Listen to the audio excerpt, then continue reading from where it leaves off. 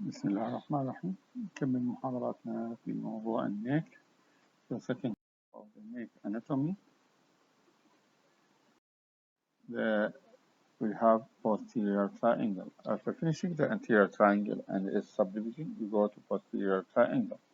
Its boundaries from front by sternocleidomastoid muscle, behind the anterior margin of trapezius muscle, the base by the middle third of the clavicle, and the apex by occipital bone. The space crossed above the clavicle by the inferior belly of omohyoid, which is divided into two upper occipital triangle and lower supraclavicular triangle. So it's divided to two triangle, occipital and supraclavicular triangle.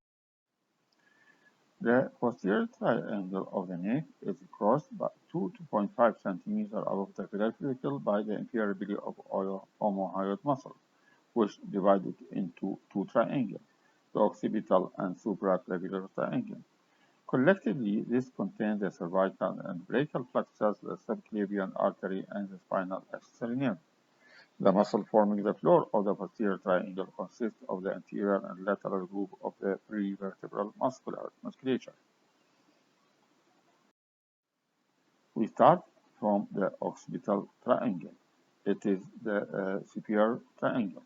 Its boundaries from front by the sternocleidomastoid muscle, behind the trapezius muscle, below the omohyoid muscle, superior belly of omohyoid muscle, and the floor is from the above downward the scalenus capitis, levator scapulae, and the scalenus medius and scalenus posterior muscles. The occipital triangle constitutes the upper and larger part of posterior triangle, with which it shares the same border except that inferiorly is limited by inferior belly of omohyoid muscle. Its floor constitutes from above downward by scalenus capitis, levator scapulae, and scalenus medius and scalenus posterior, and the semi-scalenus capitis occasionally appear at the apex of this triangle. It's covered by skin, superficial fascia, and deep fascia, and below the bilateral muscle. The spinal axis nerve is pairs sternocleidomastoid muscle and crosses levator scapulus obliquely downward and backward to reach the deep surface of trapezius muscle. It is covered by the skin, the superficial fascia and deep fascia, and the platysmus muscle.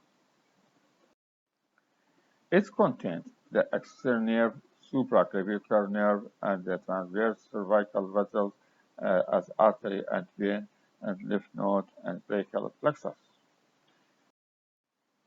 The occipital triangle, cutaneous and muscular bunch of the cervical plexus emerge at posterior border of sternocleidomastoid muscle. Inferiorly, supraclavicular nerve, transverse cervical vessel, and the uppermost part of brachial plexus cross the triangle.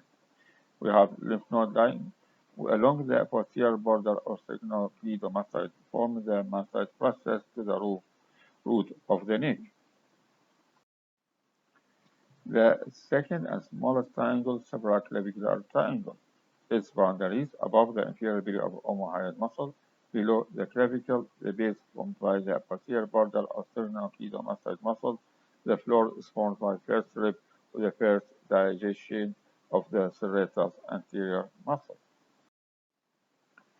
The supraclavicular triangle is the lower and smaller division of posterior triangle, with which it shares the same boundaries except the superiorly is limited by omohyoid muscle. It corresponds the living neck with the lower part of the deep prominent hollow, namely the greater supraclavicular fossa. Its floor contains the first rib, scalenus medius, and the first slip of serratus anterior.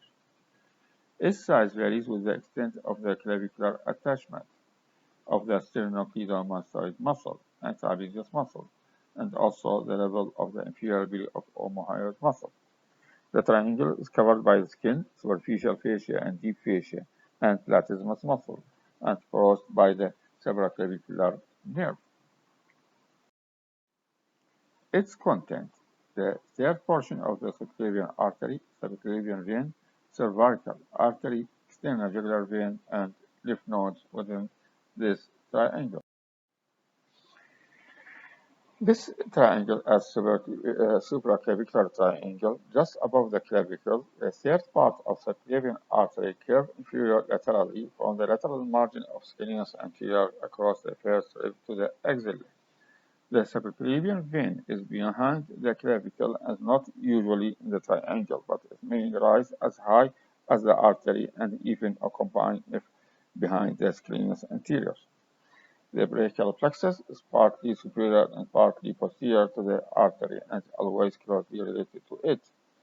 The trunk of the brachial plexus may easily be palpated here if the neck is contralaterally flexible and the examining finger is drawn across the trunk at right angle to their length.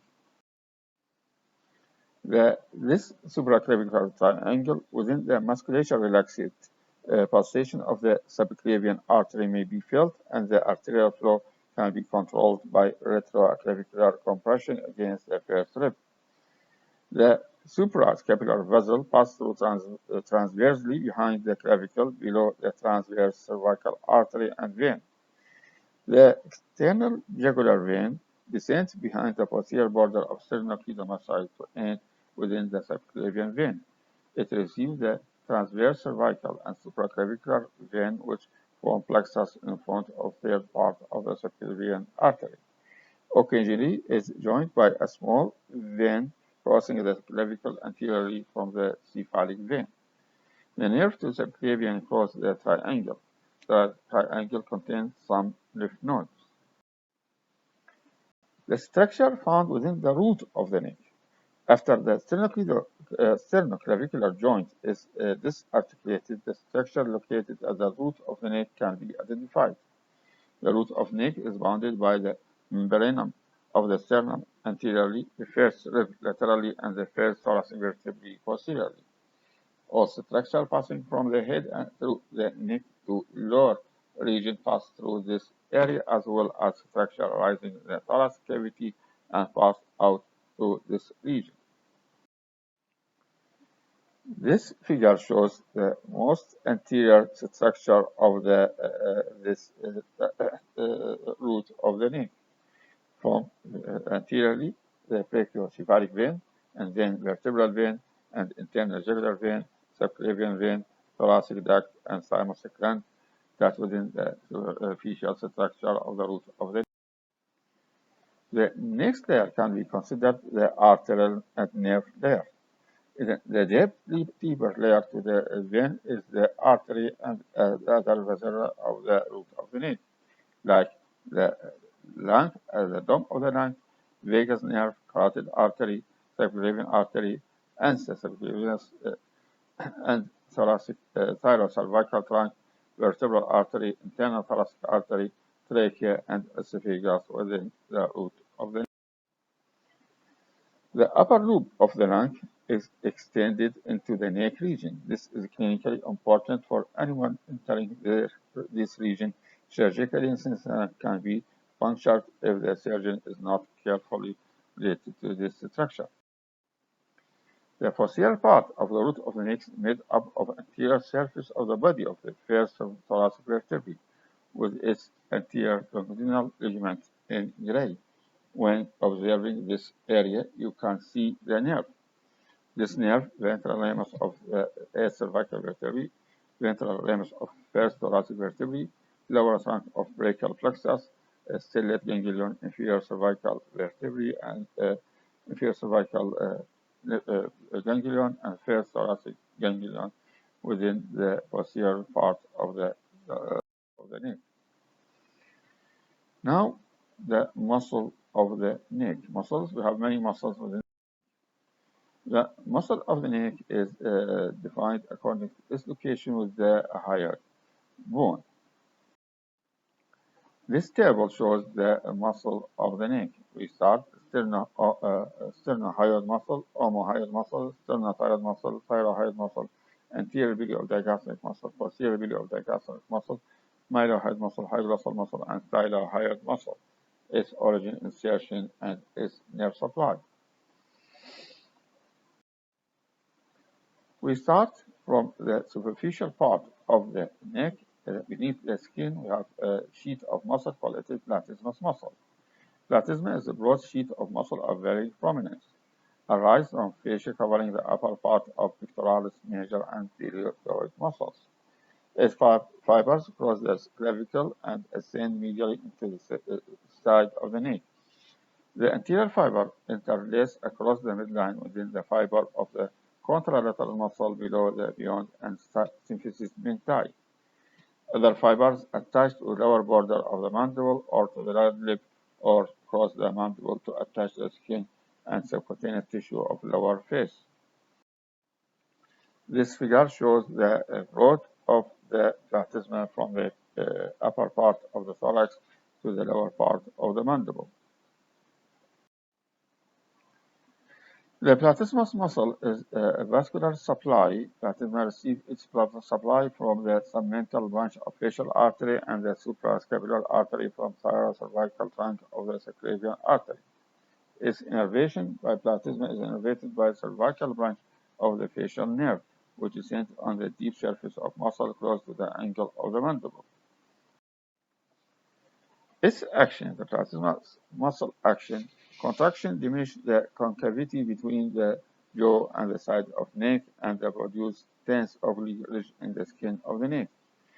Platysma may assist in depression the mandible and via labial and modular attachments can draw down the lower lip and corner of mouth and expression of horror or surprise. The second important muscle, when we remove the platysmus muscle, we can see the sternocleidomastoid muscle. Its origin have two heads, sternal head from membranous sterni and clavicular head from medial two-thirds of the clavicle. Insertion in the posterior process of the temporal bone and lateral half of the superior nuchal line. Its action, if contraction bilaterally, flex the neck, but if one muscle is contract as a single contraction muscle, lead to flex head and laterally rotate the opposite side. This innervation by spinal axis nerve and anterior bimeria of spinal nerve C2 and C3. The sternocleidomastoid muscle, again, we have give your origin, insertion, and nerve supply and its action. Its origin upper border of membranous sterni and medial third of the upper surface of the clavicle. Insertion in mastoid process and lateral third of superior nuchal line.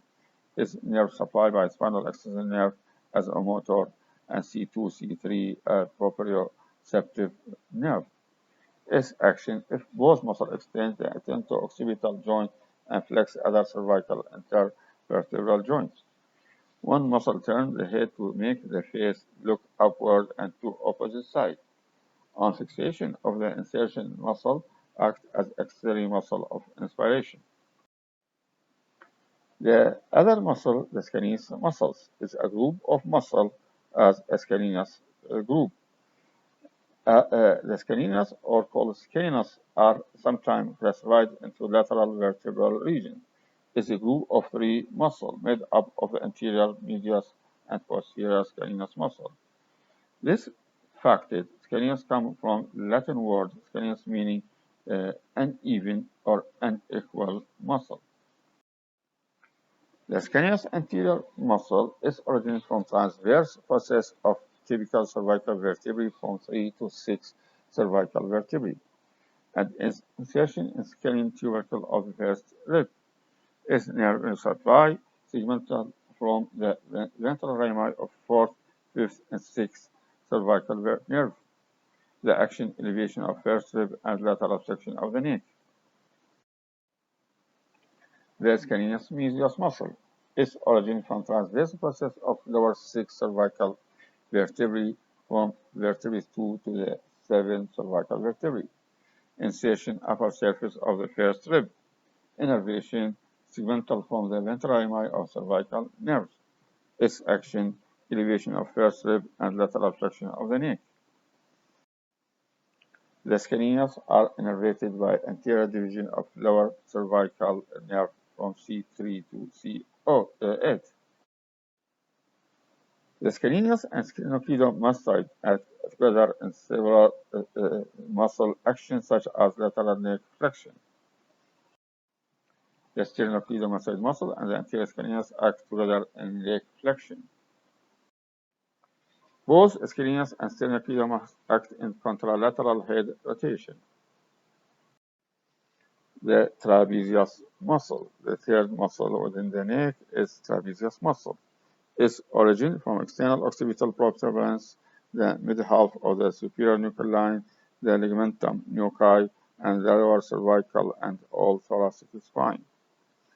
Its insertion, fiber originating from the head, insert into the lateral third of the clavicle, and the remaining fiber insert into the acromion process and spine of the scapula. Its action, contract to rotate and elevate the scapula, its cervical portion acting bilaterally, can extend the head, and simultaneously it can rotate the head and face to the opposite side. Its innervation, spinal axis nerve, anterior rami of the spinal nerve from C3 and C4. The trapezius muscle, again, is origin from middle third of superior nuchal line, external occipital protuberance, ligamentum nuchae, and 7 cervical spine, all thoracic spine. Its insertion, lateral third of clavicular acromion process and spine of the scapula. Its nerve supply, the spinal axis nerve as a motor, and C3, C4 as a proprioceptive nerve. Its action, muscle extend the neck, upper fiber of one side lateral flexion of the neck, upper fiber elevate the shoulder, middle fibers attract the shoulder, lower fiber depress the shoulder. Thank you for your listening to the second part of the